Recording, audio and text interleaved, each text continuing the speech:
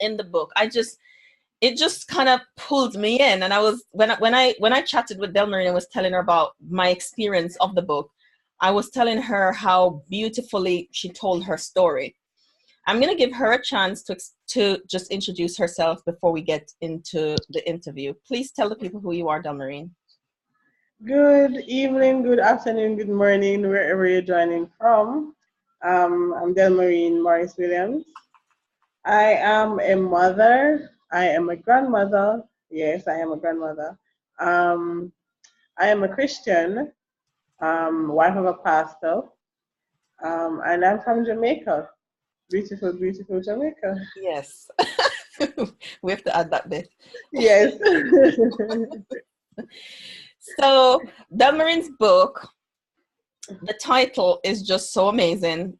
I'm just going to go over to Kindle. You can get her book on Kindle as well, and we're going to tell you in a bit how you can get her book. I'm telling you, it's just such a beautiful read. You're going to want to read it. It's called Restore to Beautiful, and it's the kind of book. It's the kind of book that you can't put down.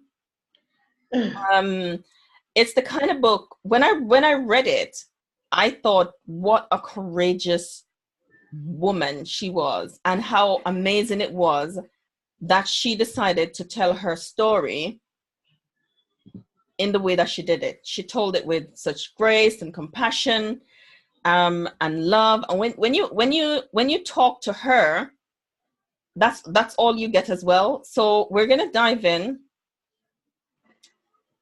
to the beginning. Delmarine, you said before you started writing the book, you had to make a decision. You said, was I willing to be vulnerable? Yeah. What made you decide that now was the time to kind of share yourself with the world? It's a decision that I was struggling with from day one. I really wanted to. I firmly believe when I was going through my situation that this was an experience that had to be shared. So at no point in time did I ever thought that I'm going to keep this to myself. At no point in time. And so I just figured out that I know it is going to take a while for me to get to that point where I'm comfortable in sharing. And so it took a number of years for me to get to that point where I decided that this was the time that I wanted to share. And also, I take in consideration the fact that I would have been with somebody, so that person would have to be comfortable as well with me sharing my story and my journey. Yeah. Right. I must say this as well at the top of this interview, just that trigger warning for people who are watching. Some of the content might be triggering. We're going to keep it as, gentle as we can, but I just wanted to let you know that some of the content might be triggering for some people. When in the first page in the preface of the book, you says, I've lived a life of transitioning from failure to failure, seeking solace I got distracted then. From failure to failure, seeking solace in from promiscuity, living in drunkenness, frequent suicide attempts, never filled, an emptiness, dependent on men. You've survived rejection and abandonment. And you said, I soon became so broken that restoration seemed so far out of reach. Oh, yes. Yet here we are talking about the restoration. Yes.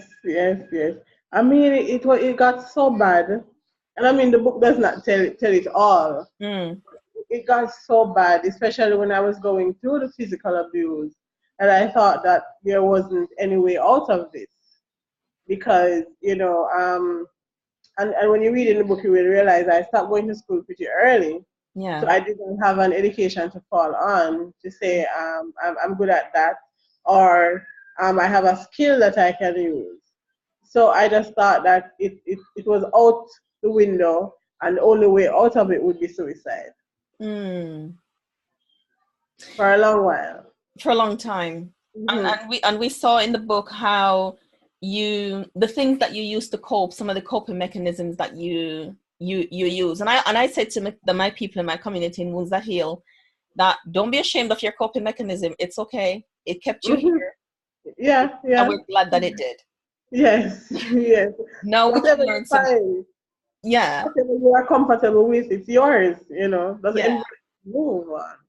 it kept you. Yes. So let's talk about the early years. The grandfather next door, who you didn't know was your grandfather, but he kind of provided A a, safe haven. a safe place. I love that man to bits. I just love him. And as I said in the book, there was a connection that I felt to him without even knowing that he was my grandfather. Yeah. I mean, when things was going on, I could always go to him, and he was always there to listen. Even if the advice, he would like advise me, but I could not say it was coming from him Mm-hmm. because of the care that he also had for my grandmother, because he really feared my grandmother. Yeah. So I just kind of took a personal, how should I put it? I just took on to him as my go-to person, Yeah. and he was always there. And he saw things that he didn't speak about, but he tried to protect you in his way, didn't he? Right, yes, because I remember one of the persons who molested me, because he knew how close I was to George, he would also threaten to hurt him.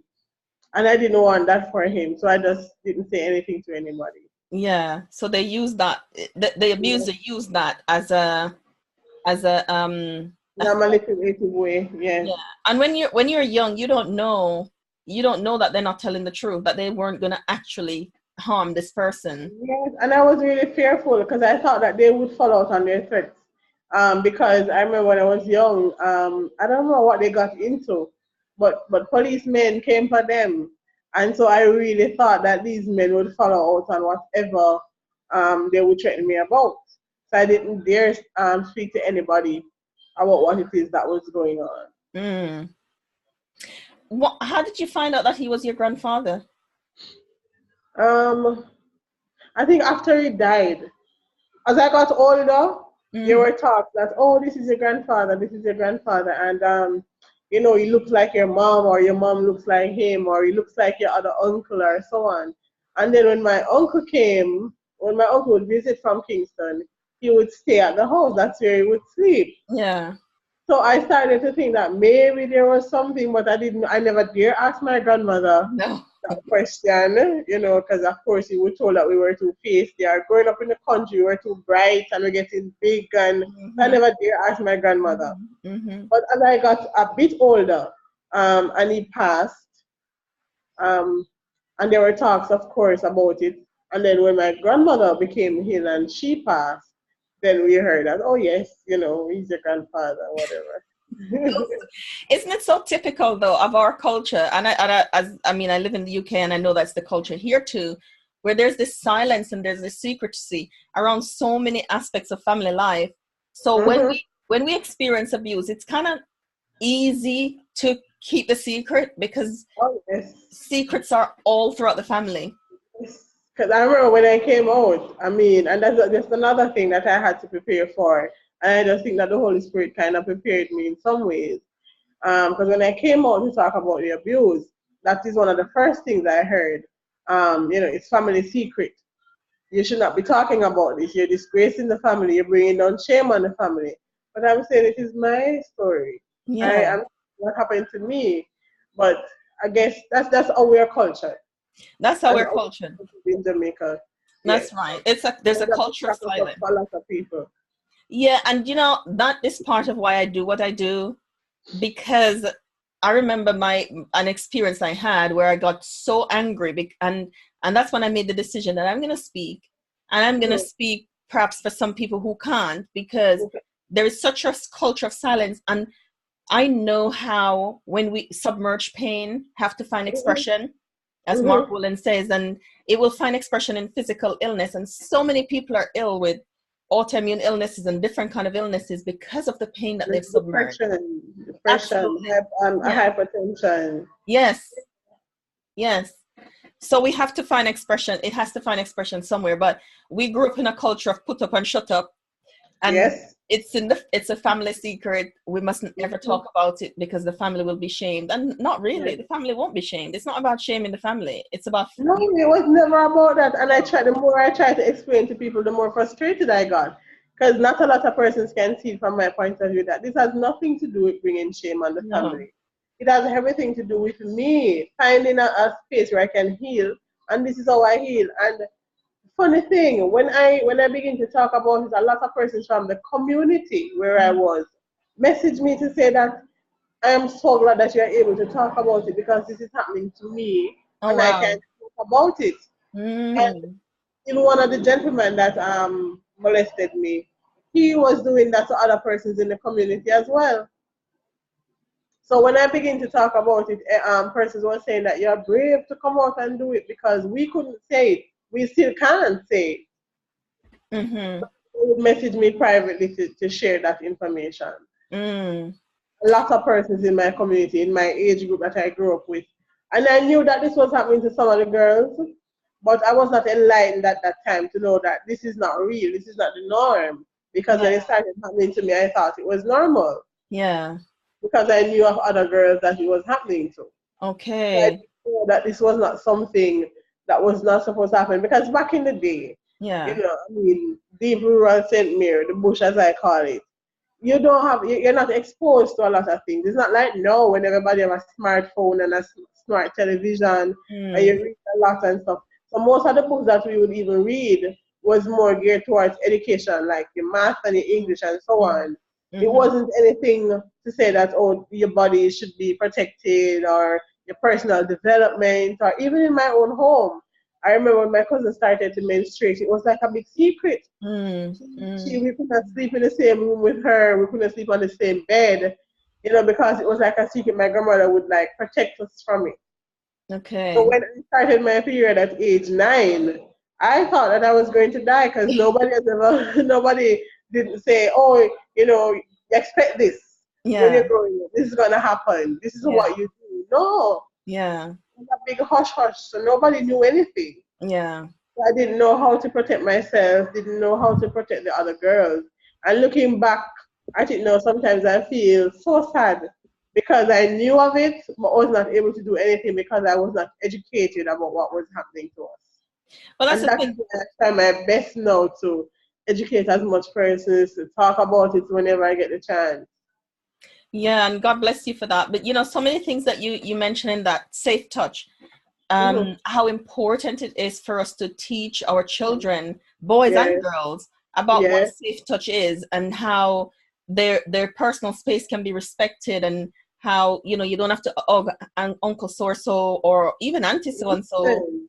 You don't have Listen, it's good that you mentioned even about the boys because a few weeks ago, my son came home with a story that didn't rest well with me at all. mm, And I had to go to the principal of the school and deal with it. And he's a boy, I only have boys. So back in the day, we would try to shelter the girls. yeah, But now the boys are also vulnerable. So we don't need to shelter the boys anymore. We need to tell them. And yeah, it's best when they hear it from you at home. So that yes, somebody else don't tell them something that is false. yeah.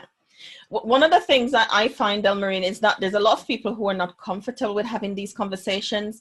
We're Right? not comfortable because that's our experience and we haven't processed it. We've not healed from it. So it's difficult for us to have conversations around safe touch with our children. Now, I want to encourage you that if you're here and you're listening to this and you know you need to have that talk, but you haven't had it yet, I would encourage you to get information from Delmarine or myself. We have a conference coming up at the end of May. I'm going to put the link above our video.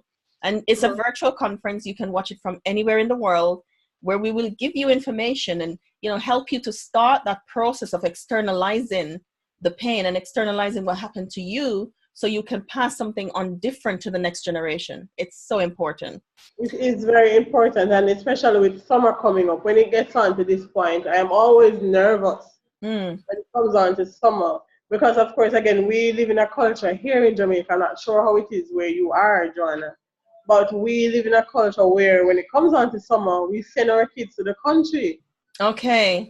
Or even if you're living in a country, children look forward to come into Kingston For the summer. days with uncles and aunts and so on.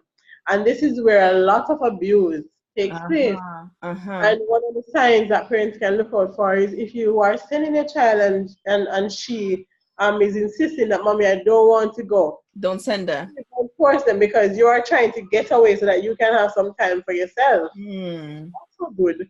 But in the meantime, your child is being molested and being probably sold into prostitution as well. So we have to be very, very careful Wow. when it comes down to this. Yes.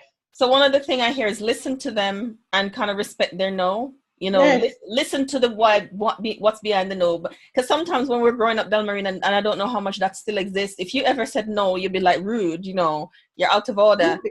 And To some extent, it is still here, to some extent, but I think parents are now starting to listen to their kids based on what is happening because I'm not sure if you follow the Jamaican news, but a lot of abduction of our children well, and yes. a lot of bodies are being found. When you hear a child go missing now, chances are that you're going to hear a few days later that this child has been found dead. So I think Mm. parents are now starting to listen to their children more, but it can always be improved upon.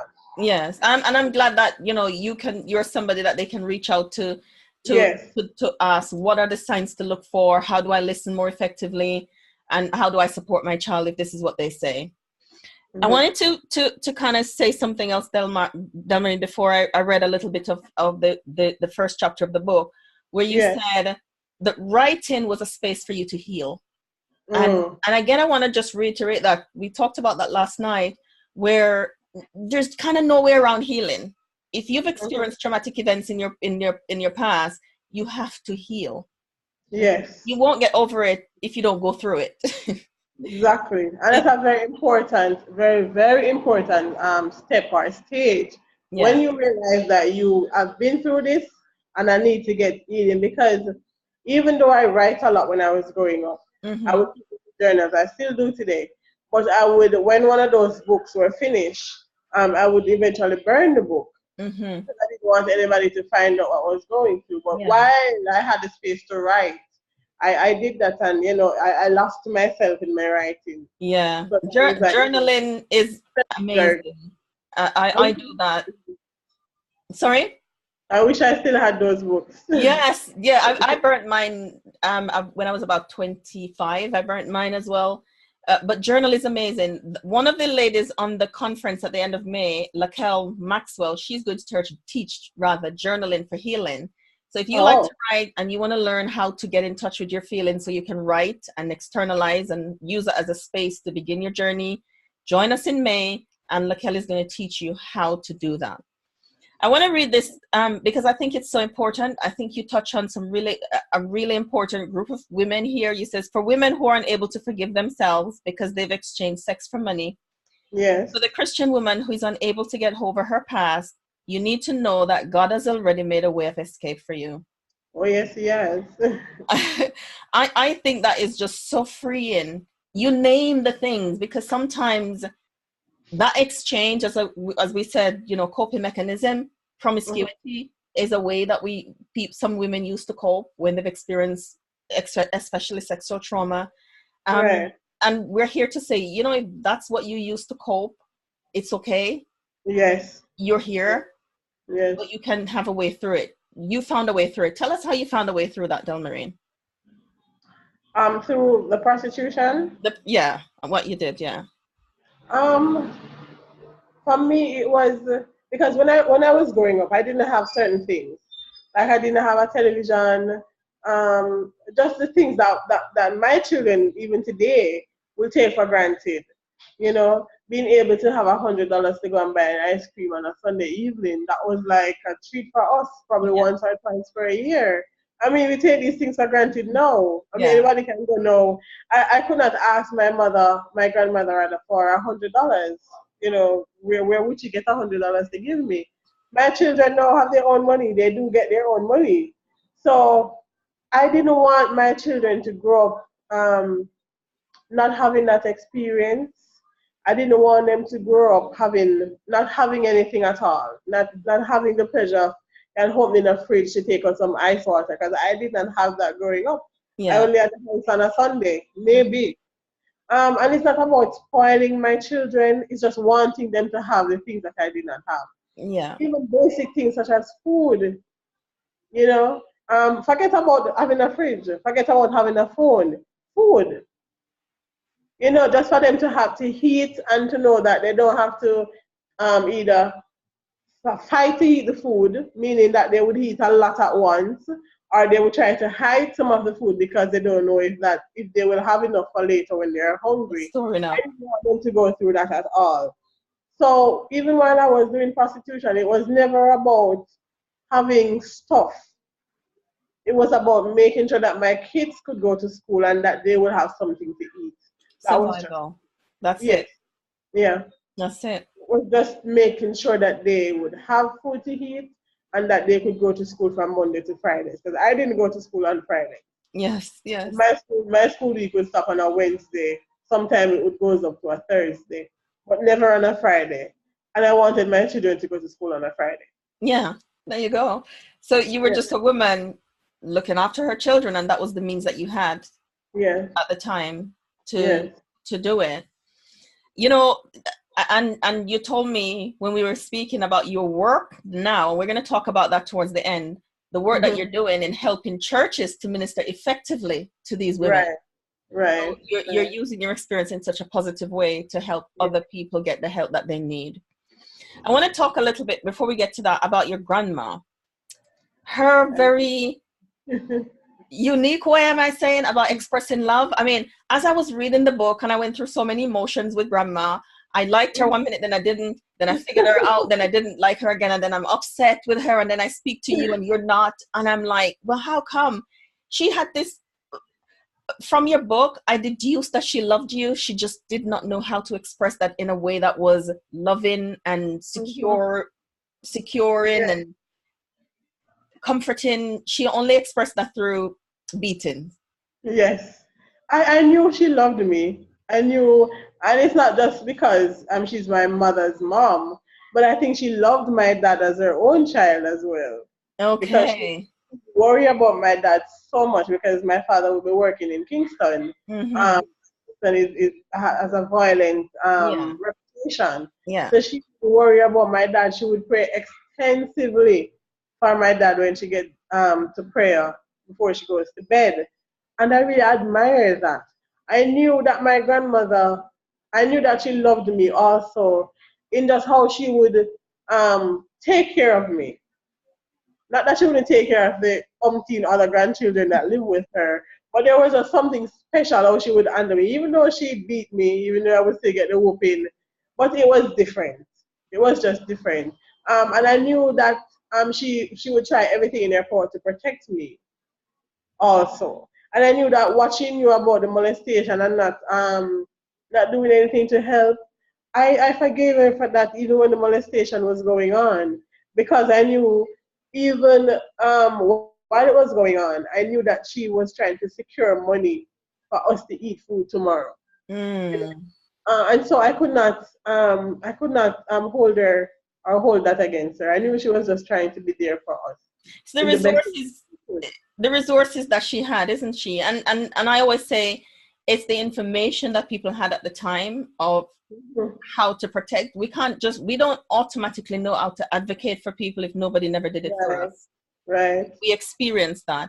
Even in the times when she used to say to you, when you're going to your mom, she'd say, when you get to this time, start to cry to come back home. Yeah. She'd tell you to cry so they'll send you back Yes, home. She the didn't want you to child. stay the whole time. She didn't know. And that is one of the things. Looking back now, I'm saying that this lady is something else. But that is what she knew. Yeah, And she knew that my mom, somehow she knew that my mom and myself would not get along. yeah, And so she gave me a way out. yeah, Always gave me a way. Because she knew that my mom and I would not get along at all. yeah. She And said, my mom's cry, personality, yes. cry So to she come back. said, "Listen, whenever you're ready, this is what you do. Cry, and I'll be here when you get back." Yeah, yeah. I want to talk about Delmarine. I wanted to ask you about your mom and dad, Hmm. the rejection that you experienced, the abandonment. How have you healed from that? With my dad and I, really pretty close. I mean, about 2 minutes walk from each other. Mm-hmm. My dad and I are still close. I'm his only child. Okay. yes, my husband will tell me that, oh, your dad spoiled you so much. But my dad and I have that connection. Ever since I was small, when you read in the book, you can realize how much I look forward to his visits and so And you on. loved him. Yes, I still do. You're very protective of him. I am still protective of my dad, even though I'm grown and he's a grown man, but I am still so if he calls me to say, oh, I'm not feeling well, I am there. I am there. I love my dad that way. I love my mom, but not in the way that the closeness that I would want to have with my mother. It's not there. We try, she try, I try, but we just have to realize that listen, we love each other from a distance. When we Yeah. see each other, it's for like 3 good hours and we're good, and then we just need to Yeah. go our separate ways again.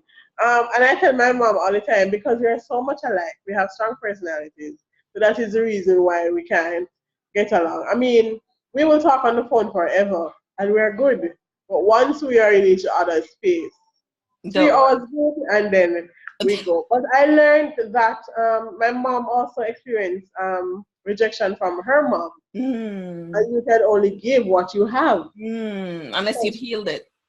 And she's given me what she have, a lot of it. I wish it wasn't so, Mm-hmm. but I realized that, and there's one thing I always say is that hurt people hurt people. That's right. Right. So she's pouring out from what she have onto me. But and she have other children, other sisters. Now she's learning and she is trying to be a better mom as she goes on. But the relationship is okay. So there's a level of acceptance that, look, Yes, this is I what it have. is. And for me to have peace, then I have to accept that this is the relationship we're going to have. Yes. And a lot of hurt. A lot of people can save themselves a lot of hurt if you just get to that point to Yeah. realize that, listen, she may have gone through some things that I don't know about that she don't wish to share with me. And so I have to realize that even though she's my mom, she's her own person as well. And so I have Mm. to respect whatever she's gone through, whatever she's going through.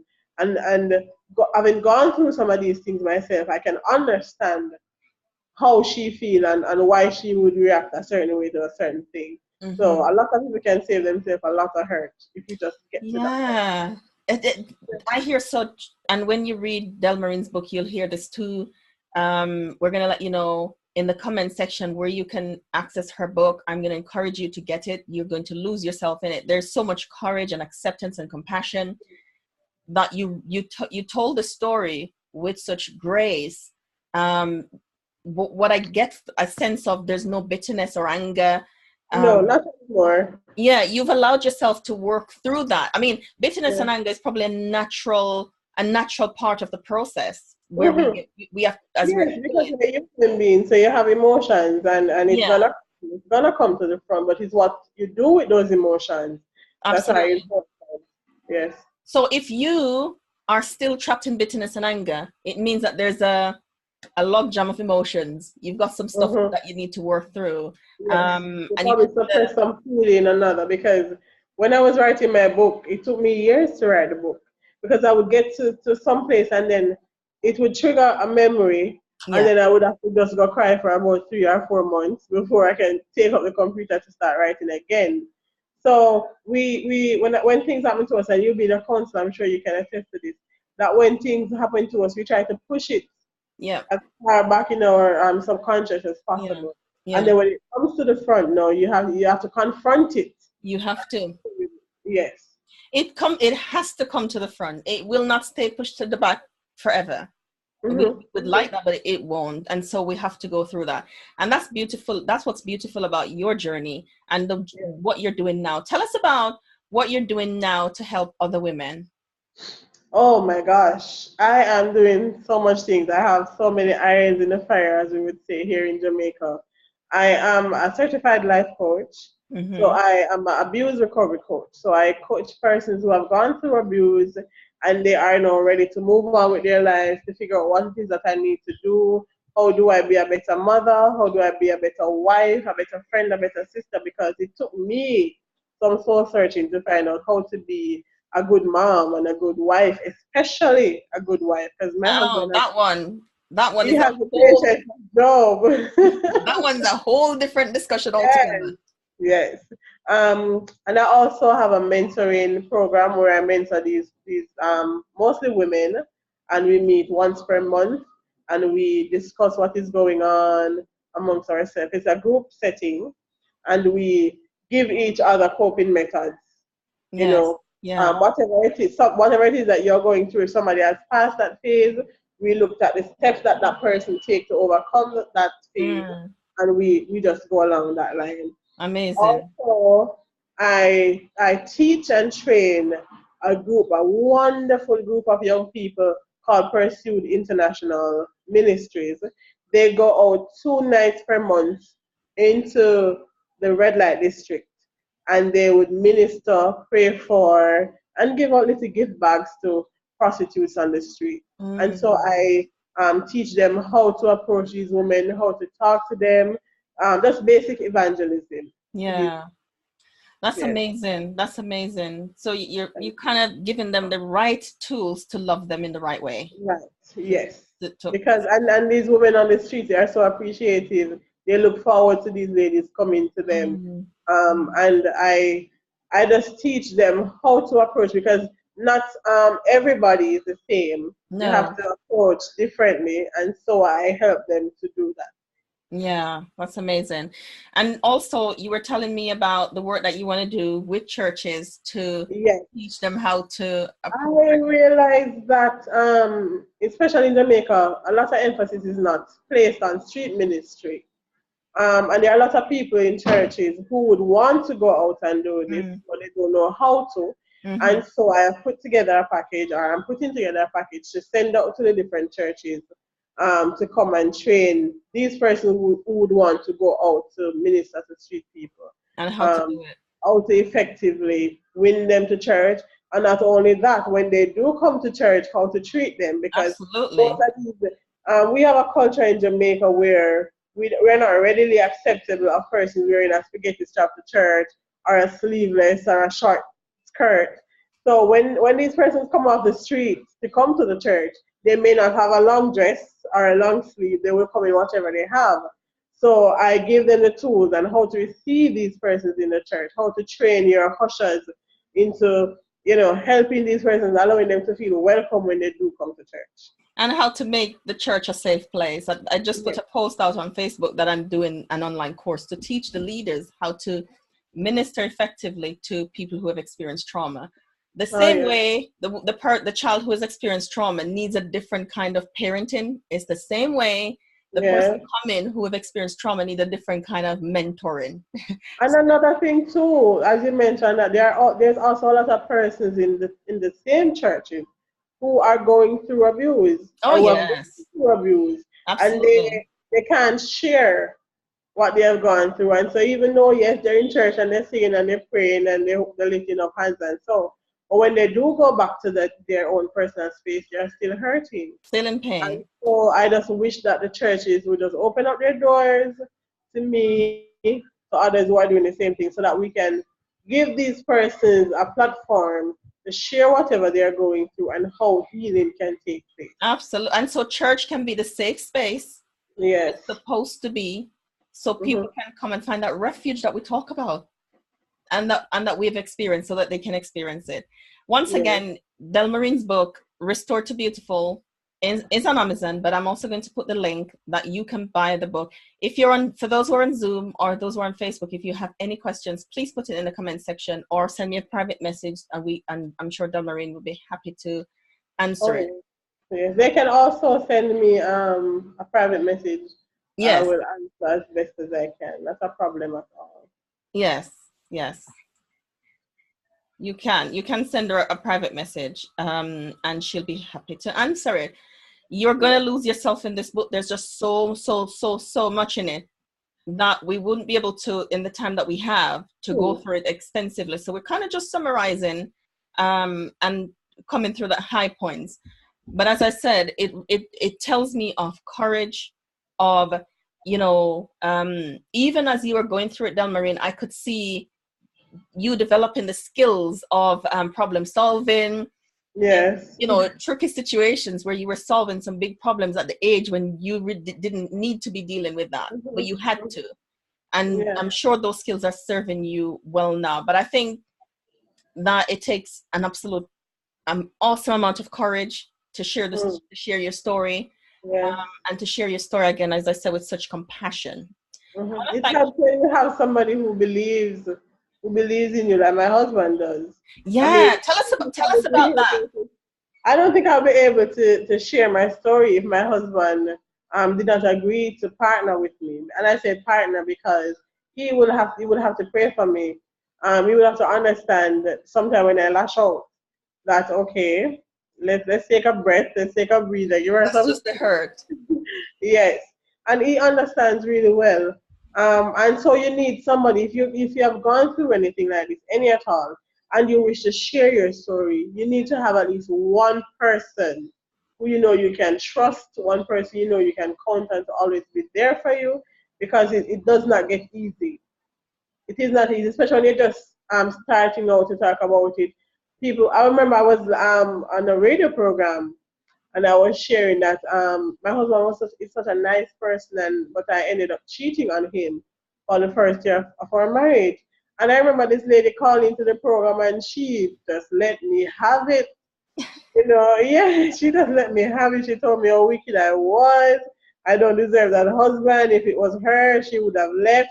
Okay. And my husband was listening to the interview. When I got home, he said, "Listen, I am right here. I'm not going anywhere." So you have to prepare yourself for things like that. A lot of persons know my husband. My husband is a chef and he works in an hotel industry. And so a lot of persons know him and they would go to him and they would like, why do you stay with her? You know, she's talking about all these things she's done.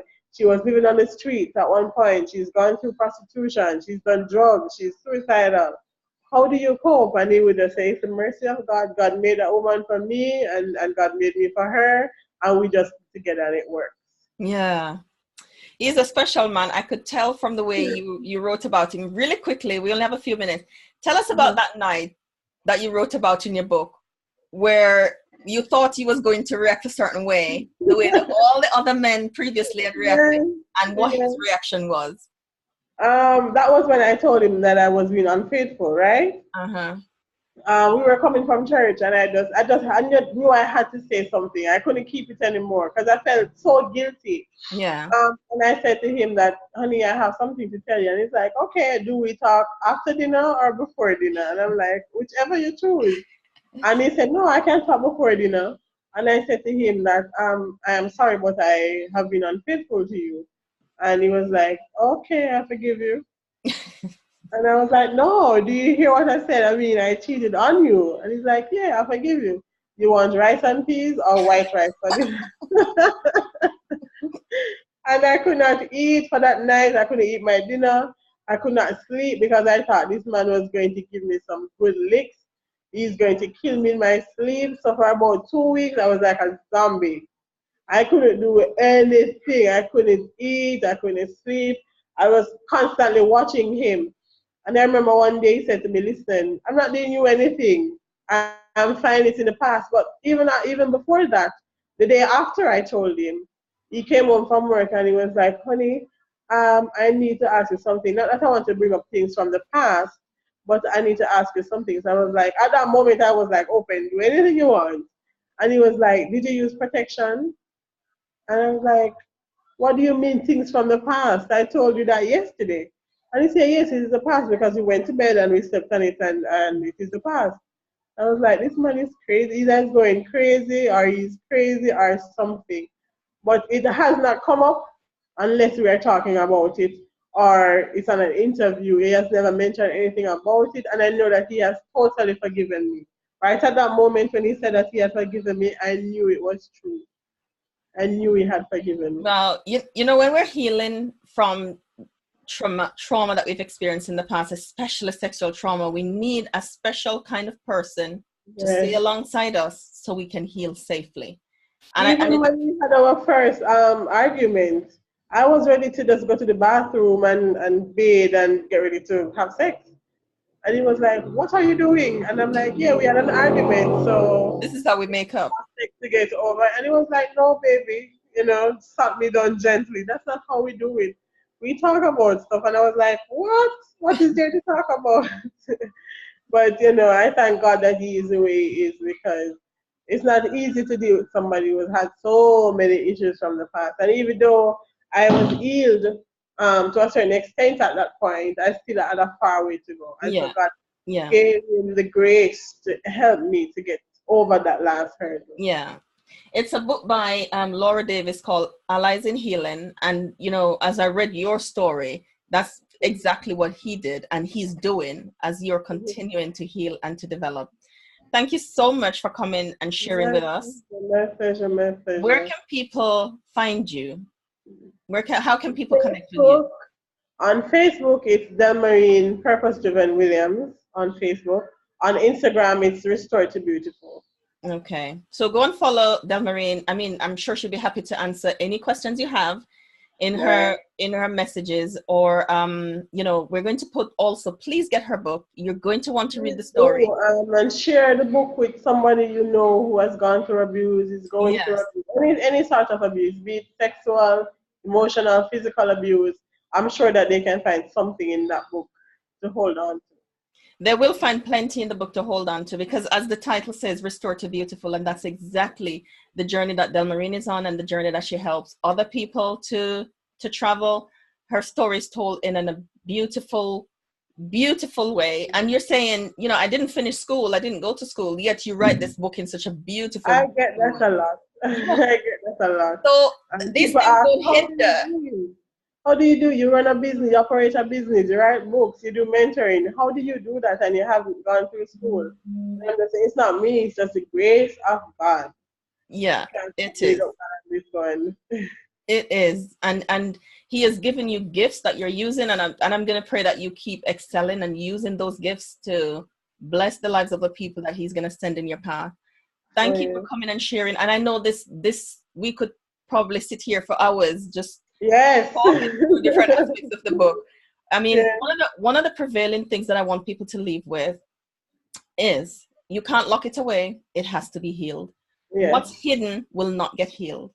You can't busy yourself through healing. You can't lock it down, because it comes up. No. It comes out in different places and in different ways. In different ways. And different spaces. There are different triggers that will happen.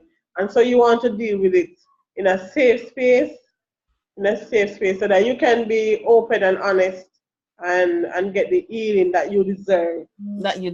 Absolutely. You deserve healing. So don't deny yourself the opportunity to be restored to beautiful. Oh, I love that.